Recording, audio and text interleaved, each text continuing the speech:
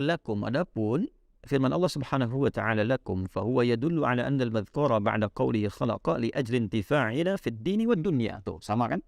Nah, jadi kita bukan ngarang-ngarang kalau menafsirkan. Ya, jadi sudah insyaallah sudah dibaca, sudah juga apa namanya? Ya, kalau kita insyaallah berusaha meniatkan ikhlas, mengkaji, banyak membaca, insyaallah akan ada kesamaan pakem karena pakemnya sudah ada, ya.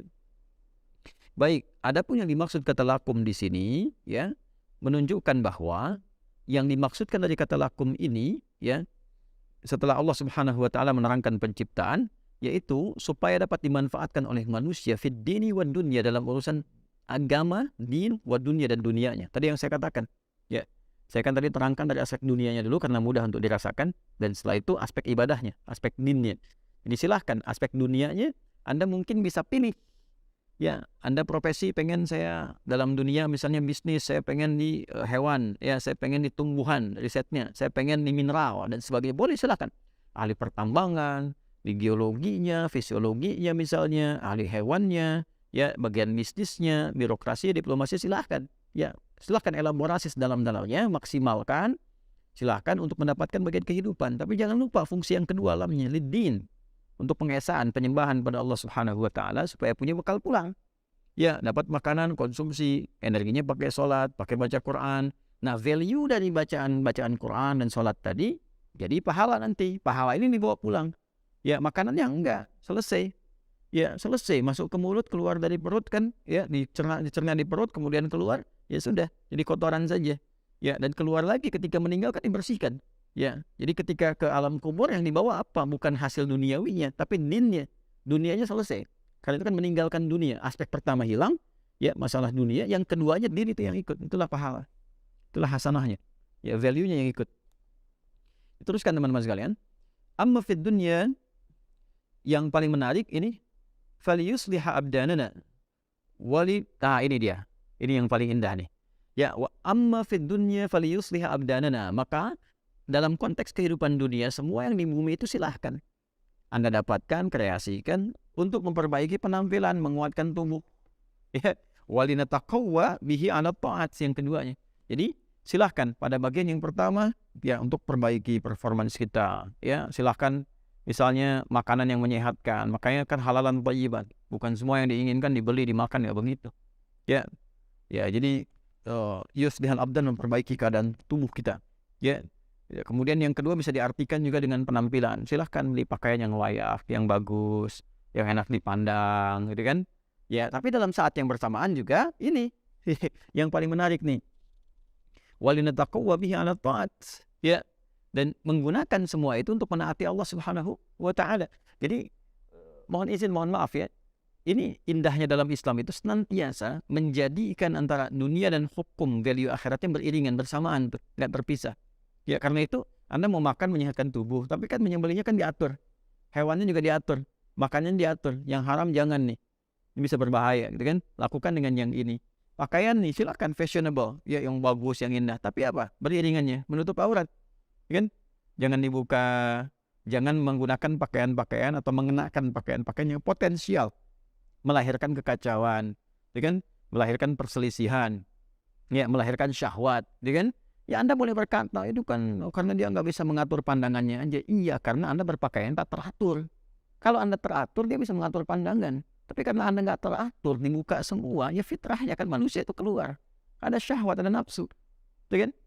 Nah, jadi di konteks ini mesti paham gitu. Jangan, nggak ada kebebasan murni. Semua diikat dengan norma. Nggak semua bisa mengatakan bebas, begitu, tidak. Diikat dengan norma. Ya, semua ada norma yang disepakati. Dengan itu kemudian kita berlatih dengan cara yang baik. Ya. Itu gambarannya teman-teman sekalian. Selanjutnya, amma fid dini falil istidlal bihadhil asya wal i'tibar biha. Ya. Kemudian yang paling menarik dan aspek agamanya, semua yang dikenakan, yang digunakan secara fungsional dalam kehidupan ini pada akhirnya adalah supaya manusia belajar untuk mengenal dan mendekat kepada Allah Subhanahu wa taala. Ini kalimatnya menggunakan istidlal dan i'tibar. Kalau istidlal itu penggunaan sebagai dalil wujud eksistensi Allah Subhanahu wa taala. Ini seharusnya, ya, tadi saya katakan menatap gunung tuh ingat Allah, jangan cuma mendaki. Ya, ya, aku akan mendaki gunung untuk membuktikan pendakian cintaku kepadamu. Wah, itu masih tahap kecil. Ya, pendakian mahabbah kita kepada Allah itu yang paling tinggi. Jadi lihat gunung terus sudah ingat Allah. Keluar lihat rembulan, kok bisa ya rembulan itu dihiasi pelangi, ya kan? Lah kok bisa kita ada keindahan begini? Kita ingat sama Allah. Ya, sehingga membuat kita sujud lebih dekat, lebih ingat kita akan kembali, kan? Wah, natap begini ada indah, apalagi kalau kembali kepada Allah pasti lebih indah, kan lebih baik, kan? Lihat anak ingat Allah, lihat pasangan ingat Allah, kan? Lihat lautan ingat Allah dan sebagainya. Nah, itu sampai ke titik kita temukan. Nah, nanti caranya yang tibar, belajar. Makanya jadilah pintar yang sejati, cerdas yang sejati. Jadi yang sejati itu semua bagian aspek tubuh kita terpenuhi, jasmaninya, rohaninya, ya, kemudian juga intelektualnya. Jadi kalau semua itu terpenuhi, maka insya Allah paripurna fungsi kemanusiaan kita. Jadi kalau dia memenuhi hanya hajat fisiknya dengan hajat intelektualnya, nah spiritualnya kosong, gelisah jiwanya, hatinya, maka limbung juga kehidupannya. Ya, jadi ini yang dimaksudkan di sini, walladzi khalaqalakum ma fil ardi jami'an. Ya. Kemudian juga di sini yang paling menarik adalah falil istidlal bihadhil asya wa li'tibar biha wa jama' biqaulihi wa jumia biqaulihi ma fil ardi jami'an jami'al manafi'. Jadi semua yang dimaksudkan istidlal, i'tibar, mengambil ini sebagai wasilah untuk mengenal Allah, mempelajarinya supaya dekat dengan Allah, semuanya ini dikumpulkan dalam satu ayat, satu kalimat, jami'an, keseluruhannya secara komprehensif, diakumulasikan. Apa yang dimaksud jami'an ini? Jami'an manafi', semua manfaat, faidah dari dibalik penciptaan apa yang telah Allah tetapkan.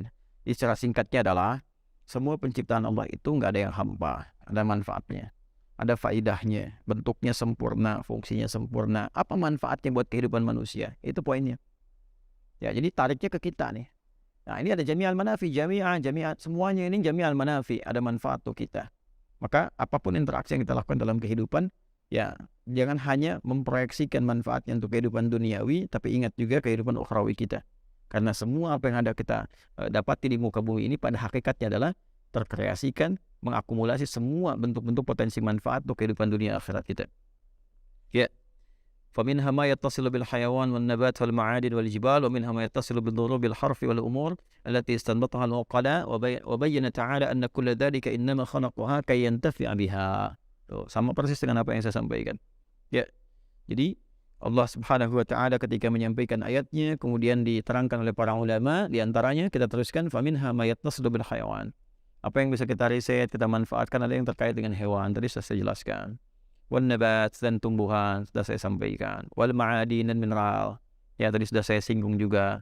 Ada kan pertambangan, kita menggali melihat apa yang kita temukan, ada batu bara kah, kemudian ada apa lagi misalnya emas, nikelnya, tembaganya, macam-macamnya. Itu bukan hanya menemukan jadi bangga mensupport dunia, tidak. Tapi ketika Anda meriset kan ada ilmunya itu. Masya Allah, Anda mulai meriset batu, batunya ada kodenya, ada nomor-nomornya, macam-macam gitu kan. Ya, lapisan-lapisannya. Siapa yang bisa memberikan kode-kode di balik batu itu supaya kita berpikir, belajar dan sebagainya. Setelah itu dapat sesuatu, diuji kan. Mau taat nggak sama Allah, dapat emas, ada timbangan. Mau zakat nggak dari situ, bisa buat maslahat nggak, kenal Allah nggak. Jangan-jangan bikin rumah mewah-mewah besar tapi nggak ada ruangan untuk sujud. Nah, berarti fungsinya ya tidak maksimal tuh. Ya, silakan penuhi dunianya, tapi kan akan pulang ke akhirat dan ditinggal dunianya. Mana fungsi akhiratnya itu? Ya. Wal jibal dan gunung-gunung, wa minha ma yattasilu bidurubil harfi wal umur allati istanbataha al-uqala. Ada juga yang Allah tetapkan itu bagi kalangan-kalangan intelektual untuk berpikir. Ya, jadi ada yang untuk pebisnis dimanfaatkan, ada yang untuk konsumtif ya, tapi sisi lain ada memang nanti hobinya riset kata Allah itu. Ya, ya diisyaratkan dalam Al-Qur'an, diterangkan oleh para ulama, ada yang hobinya riset antariksa, riset di lautan, riset di bumi, riset hewan-hewan, untuk meriset aja. Memang ada objeknya itu untuk objek pengetahuan.